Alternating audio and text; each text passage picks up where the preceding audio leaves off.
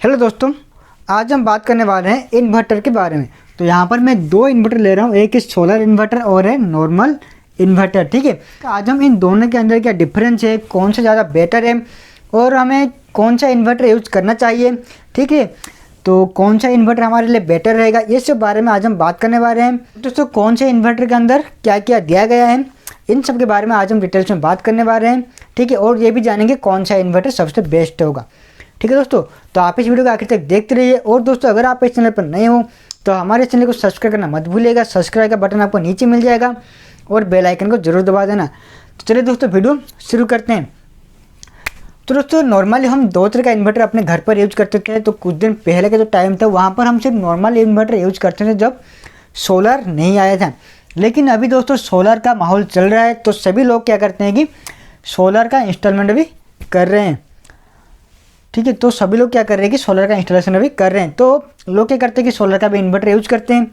ठीक है, तो आज के इस वीडियो हम डिटेल्स में जानेंगे इन दोनों के अंदर डिफरेंस क्या होता है।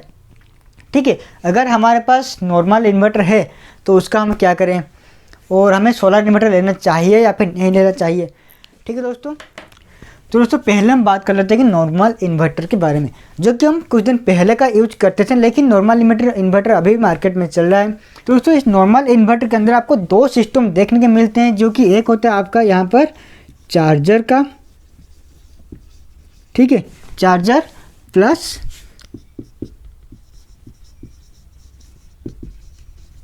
तो इसके अंदर आपको दो चीज़ देखने को मिलता है, जहाँ पर एक होता है चार्जर और एक होता है इन्वर्टर। ठीक है, जो कि हमारा नॉर्मल इन्वर्टर के अंदर होता है। तो जो चार्जर क्या करता है, ये आपके बैटरी को चार्ज करता है।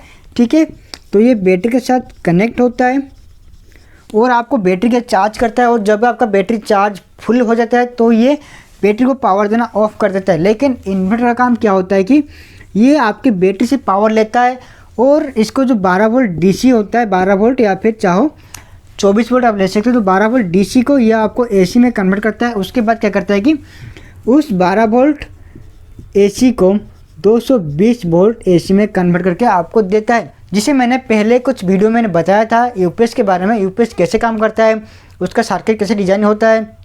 ठीक है, और यूपीएस कितने तरह का होता है और हमारे लिए कौन सा बेटर है। अगर आप वो देखना चाहते हो तो ऊपर आई बटन पर उसका लिंक आपको मिल जाएगा या फिर डिस्क्रिप्शन बॉक्स पर उसका लिंक आपको मिल जाएगा। ठीक है, तो नॉर्मल जो इन्वर्टर होता है उसमें आपको दो सिस्टम मिलता है, एक होता है कि बैटरी चार्जर और एक होता है इन्वर्टर। तो इससे आप क्या करते हो कि डायरेक्ट जो कि बैटरी लेते हो, ठीक है, बैटरी को इसके साथ आप कनेक्ट करते हो और जब भी आपके पास इलेक्ट्रिसिटी होता है तो उस टाइम चार्जर के जरिए आप बैटरी को चार्ज करते हो। और जब बैटरी फुल होता है तो चार्जर में जो चार्जिंग कंट्रोल सिस्टम होता है वो मैनेज करता है बैटरी कब कितना % चार्ज हो रहा है। ठीक है, तो उसी के हिसाब से बैटरी को चार्ज भी करवाता है। तो जब इलेक्ट्रिसिटी एब्सेंट होता है तो जो बैटरी होता है ये हमारा सप्लाई देता है इन्वर्टर को, और इन्वर्टर से हमें मिलता है कितना 220 वोल्ट एसी, जो कि हम घर पर यूज करते हैं। तो ये सब होता है नॉर्मल इन्वर्टर के अंदर। और दूसरी जो नॉर्मल इन्वर्टर होता है, ठीक है, इसका एफिशिएंसी थोड़ा कम होता है जो कि सोलर इन्वर्टर के मुकाबले। ठीक है, और दोस्तों इसका जो कॉस्ट होता है ये भी थोड़ा कम होता है किसके मुकाबले, सोलर इन्वर्टर के मुकाबले। ठीक है, अभी हम देखते हैं सोलर के अंदर क्या होता है। सोलर इन्वर्टर जो मार्केट में मिल रहा है तो उसके अंदर क्या होता है, देखिए। तो दोस्तों यहाँ पर हमारे पास क्या मिल रहा था, एक चार्जर और एक इन्वर्टर। तो इसके अंदर भी चार्जर होगा और इन्वर्टर भी होगा।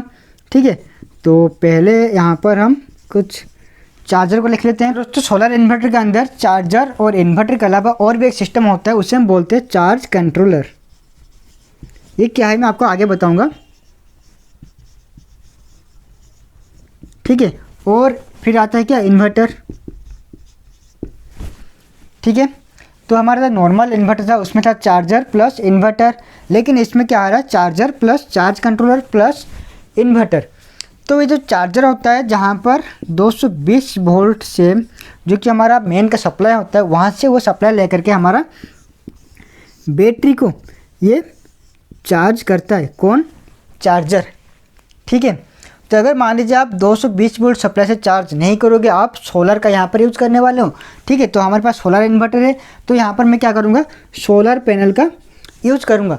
तो जो सोलर पैनल है, ठीक है, जो सोलर पैनल है ये आपका आकर कहाँ पर कनेक्ट होगा, ये चार्ज कंट्रोलर पर, और ये चार्ज कंट्रोलर से सप्लाई देगा कहाँ पर, बैटरी पर।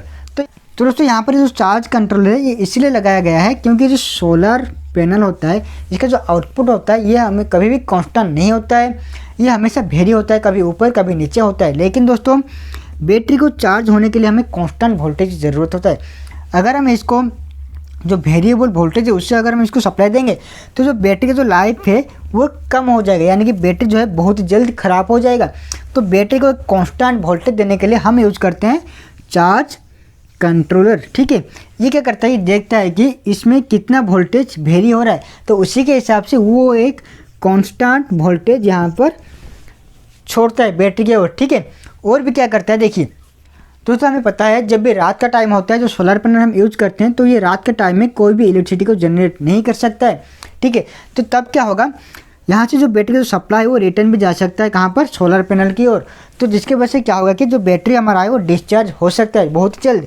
ठीक है, तो चार्ज कंट्रोल में भी कुछ और कंपोनेंट होता है जो कि क्या करता है कि एक ब्लॉकिंग का सिस्टम यहाँ पर क्रिएट करता है जब रात के टाइम में। ठीक है, तो मान लीजिए मैंने यहाँ पर एक डायोड का कनेक्ट किया हुआ है। ठीक है, तो डायोड का ये है इसका एनोड, ये है इसका कैथोड। ठीक है, सॉरी, ये है इसका एनोड, ये है इसका कैथोड। यानी कि अगर मैं यहाँ पर पॉजिटिव और यहाँ पर नेगेटिव देता हूँ तो सप्लाई जो है वो ऊपर से नीचे की ओर आएगा। ठीक है, और नीचे से ऊपर की ओर नहीं जाएगा। ठीक है, तो ये एक ब्लॉकिंग का सिस्टम यहाँ पर वर्क करता है।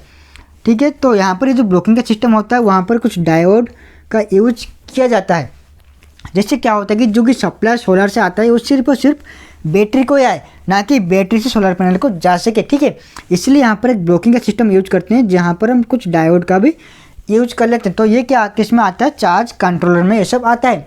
ठीक है, तो उसके बाद आता है इन्वर्टर, जो कि हमारा क्या काम करता है, 12 वोल्ट या फिर 24 वोल्ट डीसी से हमें 220 वोल्ट एसी तक कन्वर्ट करके हमें देता है। ठीक है, तो मेन जो नॉर्मल इन्वर्टर था उसमें सिर्फ ये दो ही फंक्शन था जो कि नॉर्मल तरीक़े से वर्क करता है। लेकिन दोस्तों जो कि सोलर इन्वर्टर होता है इसमें क्या होता है कि 3 तरह का होता है system, charger, charge controller and inverter.